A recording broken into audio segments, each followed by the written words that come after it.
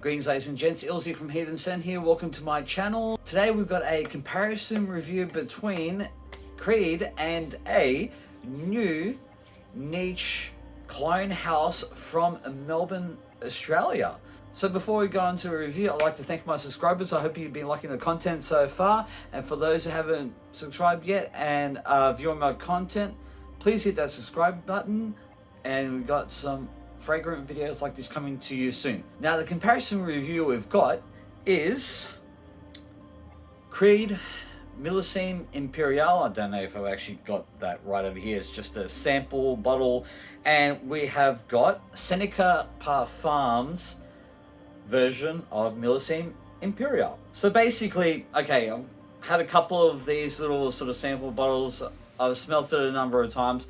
I quite like this scent. It's something, you know, something a little bit different, you know, especially from Creed. You know, it's very fruity type of fragrance. First difference I want to sort of make before we sort of get onto the notes and everything like that is basically what we've got over here is an EDP concentration. So, you know, top of about 20% concentration of oils. And we have got an extrait de parfum, which mentioned on Seneca Parfums website is actually at 40% concentration. Let's get on to the notes of these fragrances. So at the top we have got fruity notes and sea salt. At the heart we have got Sicilian lemon, bergamot, iris and mandarin orange. At the base we have got sea notes, musk and woody notes. Now, give these both a bit of a spray, sort of get a feel of it. Okay, so start off with the Creed. Okay. And then the Seneca Parfums.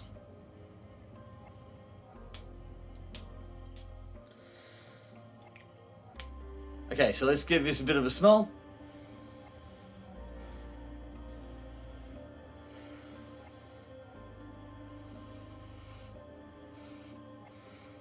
Let's go on to the progression of these fragrances. So obviously from the top, you're going to get like that sort of fruity accord and the sea salt accord.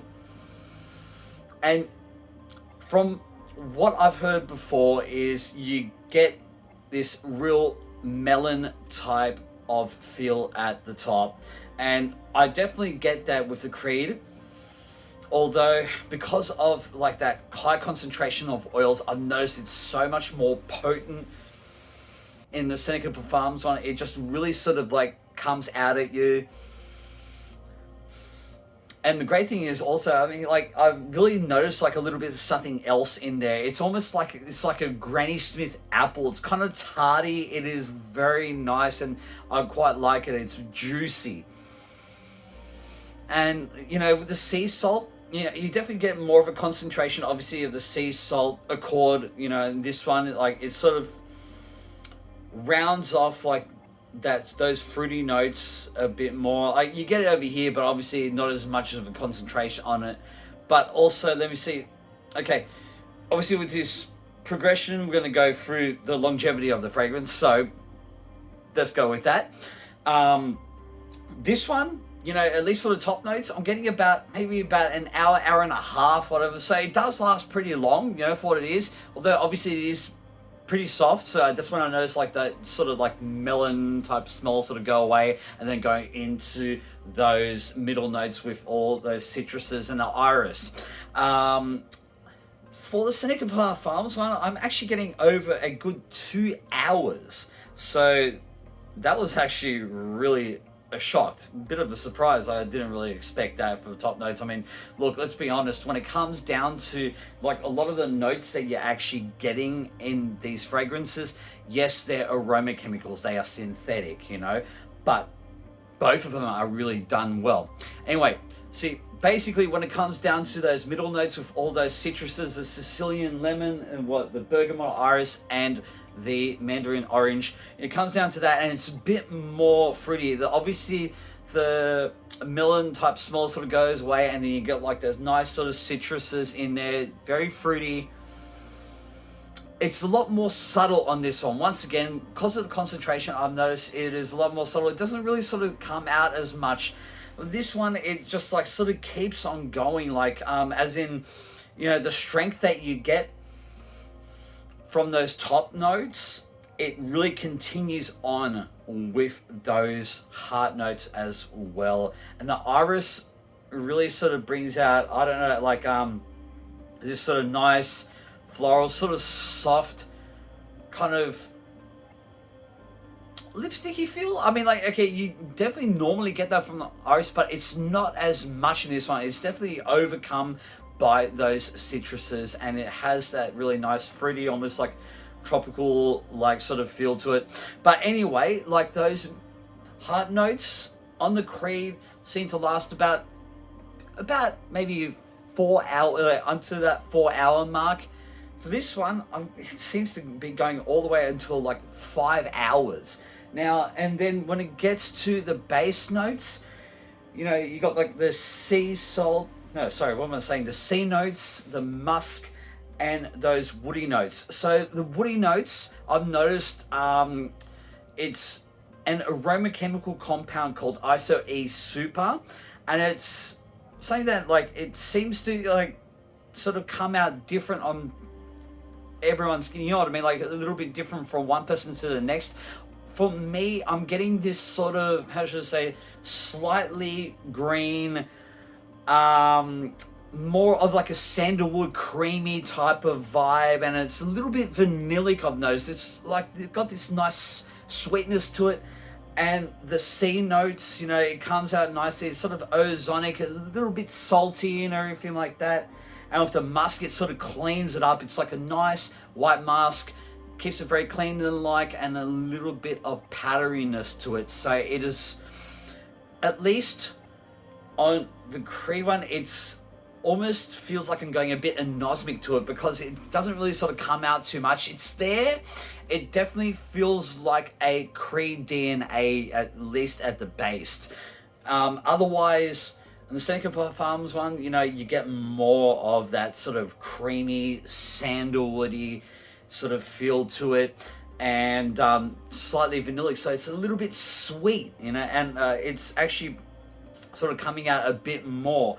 So obviously with these fragrances, you know, you're getting, if you know anything about Millesime Imperial, it's more of that sort of woody, fruity, musky, sort of powdery type of fragrance. For this one, I'm only getting, like the Creed, I'm only getting about, you know, 6.5 hours.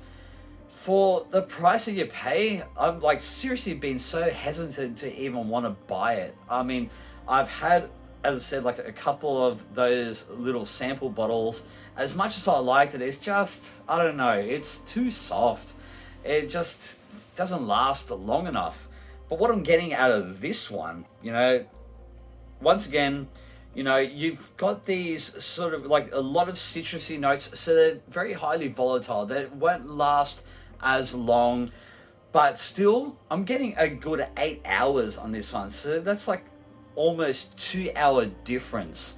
We'll get onto the price of this fragrance, at least like the Creed one, like not 100% sure on the price. I'm pretty sure, at least I remember seeing at Perfume Forever, you know, in Blacktown, it was like $389 Australian for 100 ml.